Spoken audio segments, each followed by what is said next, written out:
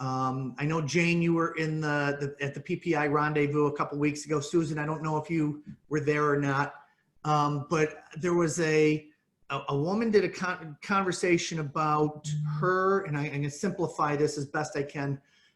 They were just talking about, in this world of COVID, that, you know, what if, and, you know, her daughter said, hey, Mom, you know, I want to share this will that I wrote, you know, and it was, Jane, I don't know if you heard that or not. It was Dawn Gross. She was fabulous a year ago when we were all in person, and she was fabulous again when we were all virtual. And the statement of purposeful was, you know, obviously portrayed, or, you know, given to her daughter, and the will was beautiful. It wasn't just, I'm giving this to here. And, you know, when we write a will today, they're so dry, they're so legal. And, you know, I, you know, really work hard to, if nothing else, name the trust that you're creating, and put, you know, put a great name to it, so it says something. It's not just coming from, you know, the John E. Smith and Mary E. Smith life insurance trusts. You know, I have one trust that a client created, and the name of the trust is Anything But a Dirt Bike. And I love that one. It said so much, and the attorney rolled his eyes at me when, you know, when we named it. But, you know, that message from, you know, from grandma someday, or great grandma someday, to those out there, they're going to say, why is it named Anything But a Dirt Bike? And that message of, I believe you can do anything. You can, there's nothing that you can't do, but don't take unnecessary risks. You know, don't be silly. And that was her message to her boys as they were growing up. And she wanted that message to be portrayed. And so you go back and you know, you're talking about having these discussions with people. And if nothing else, write it. And if you can't put it into the will because the attorney won't do that, then write a letter to your family and let them know how you feel and what you were thinking when you were doing what you were doing. So important. Michael, go ahead, Susan. I encourage families to write.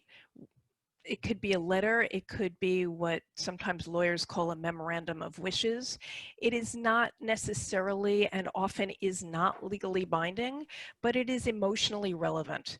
And I encourage families to put in there what they were thinking about, their hopes, their fears, their desires, their, you know, the things that go bump in the night for them, the things that can't go in a cold, dry legal document of 100 pages that's filled with legalese that's intended to accomplish certain tax aims. And that's all necessary and relevant.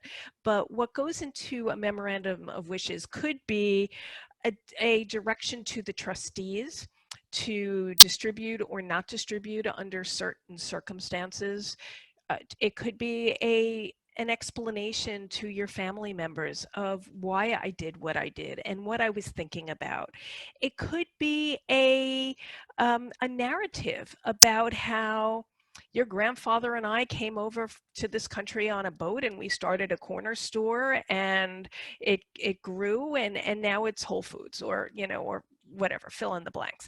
But it could, the narrative of the hard work and the fire in the belly and the value system that created the wealth that you, my grandchildren, are now enjoying is part of the family culture. And it is something that I encourage families to do intentionally, because every child growing up loves to hear stories about their parents or the grandparents to develop their own sense of identity. So why shouldn't the wealth creator fashion that and create that in a way that they want to be repeated over and over as part of their family story, and map it out for future generations to identify with and have a better sense of who are we as a member of the Schoenfeld family? What does it mean to be a member of our family? Whether it's the grandchildren coming up or it's people marrying into our family, it is part of the culture of who we are. Great.